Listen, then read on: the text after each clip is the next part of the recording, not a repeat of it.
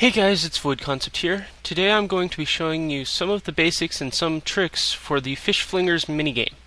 Today Jagex is having a Fish Flingers event all day, so hopefully this will help you out if you haven't been there before. The official world for Fish Flingers is 89, and the current fish flinging friends chat is to fling fish. There are no requirements to start playing this minigame, level or item, and it's a great way to get fishing experience. You get 2 fish tickets a day, meaning you can play 2 games a day. However, you can build up your tickets and have more than 2 in one go. You will not gain fish tickets until you enter the waiting room of Fish Flingers, but then you can exit and keep the same tickets. Each day you go in after that, you will gain another 2 tickets. Each game lasts for 10 minutes with an extra 10 minutes in the waiting room. The waiting room will be closed when a competition is going on and will only reopen when there is 5 minutes until the next competition. You can enter the Fish Flingers arena through the fisherman at almost every fishing spot throughout Runescape, some of those being the Fishing Guild, Shiloh Village, and the Piscatorius fishing colony. When you first enter Fish Flingers, you will be put into a waiting room. In there, after the timer gets under 4 minutes, you will be able to get a hint from the fisherman for one of the types of fish. This is usually something like the insect is green, or spotted far from shore, or the one I get in my example video is they like moths, particularly gray ones. This information can help out a lot in finding the best combination to catch that type of fish. There will also be a button at the top of the screen to show where all the fish types are at. There are 6 types of fish and 4 locations, meaning 2 of the locations will have 2 types of fish. There are the docks, the lake, the river, and the beach. Catching the fish can be quite confusing the first time you go in. You have no idea what bait type, hook, or distance is the best.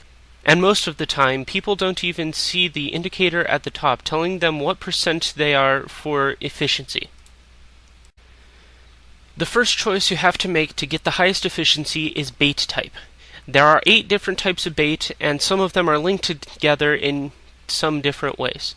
They can be either linked by similar shape or color. Say you have shrimp selected, a 16% on the indicator, and you know it is because of the bait type. Because it is shrimp, it is either a reddish-orange color or the shape, meaning the correct bait is either crayfish or worms. The second thing you have is the hook type. There are 6 different types of hook, and again, they are linked to each other, but in a slightly different way than bait. They are more in pairs. These pairs are standard and slim, large and double, and bone and wood. The third choice is how much weight you put on the hook. This controls what distance you throw. This is a very simple one where 16% means you are 1 off either too far or too short, and 33% means you are exactly correct. Also randomly, when you get 100% rating, big fish will appear.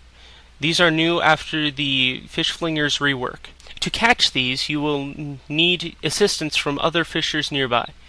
At least 2 will need to be on the big fish and will take some time to catch it. The more people on the big fish, the less time it will take. I also kind of like to think of the efficiency as in 3 groups. First 33% in bait, the other in hook, and the last in weight.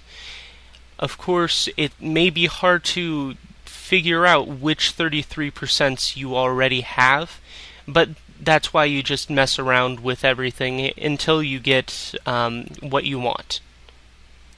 After you get good at finding the best efficiency, there are really 2 ways you can play this minigame. The first way is for experience and tokens. This is where you find the best setup for one of the types of fish, then stick at it until the end.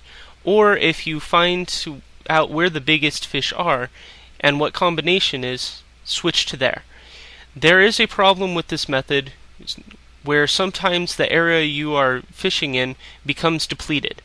This means that the time between catches is increased, meaning you won't get as much fish. This usually happens near the end of the game and isn't worth switching to another plot, unless you are in a friend's chat and have another combination already called out for you. This method will usually yield you a high place on the leaderboard once you get good at this minigame.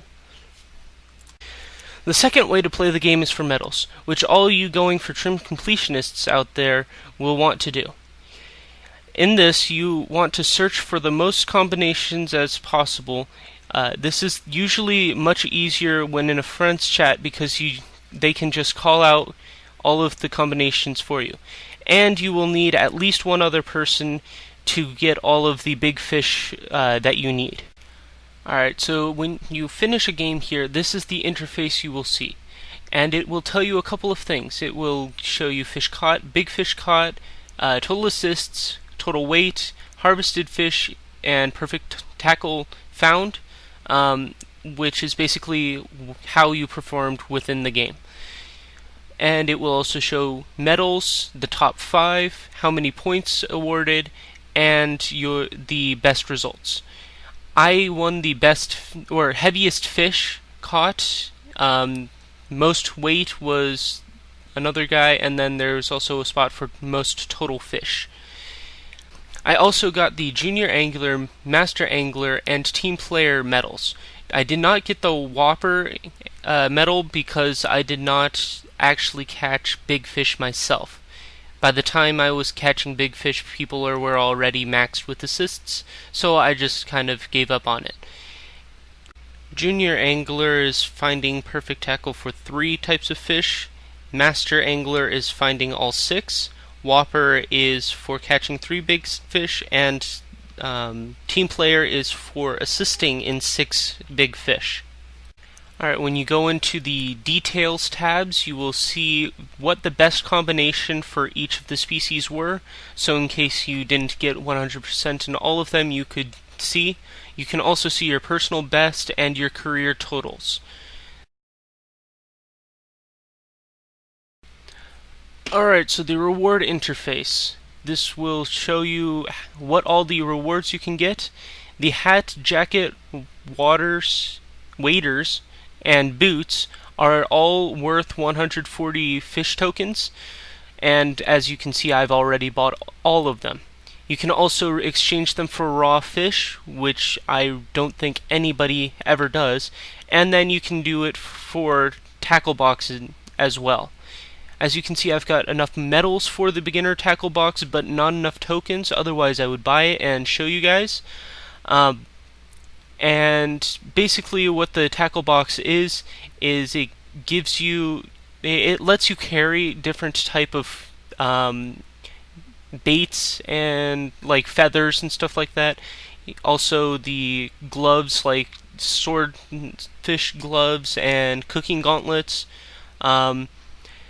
and also tools that you can't have in your tool belt, such as oily fishing rod, barbarian or barbed tail harpoon, etc. And also the biggest use is the raw fish. I believe it acts like a runecrafting pouch for fish.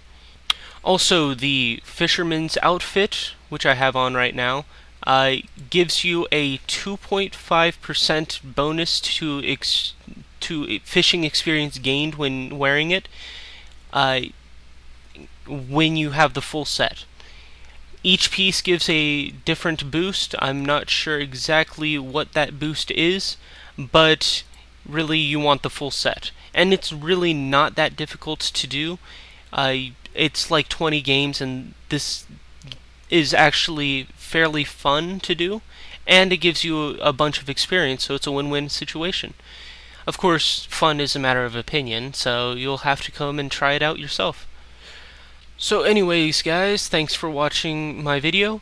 I hope you guys learned something about Fish Flingers. In the waiting room, just to record that clip before the example, I saw so many people saying, "What do I do? What do I do?" So it is obviously something nobody really knows how to do, but it's fairly easy. So this video should have given you guys some help in preparing for your first Fish Flingers game. I hope you guys enjoyed, and I will see you guys later.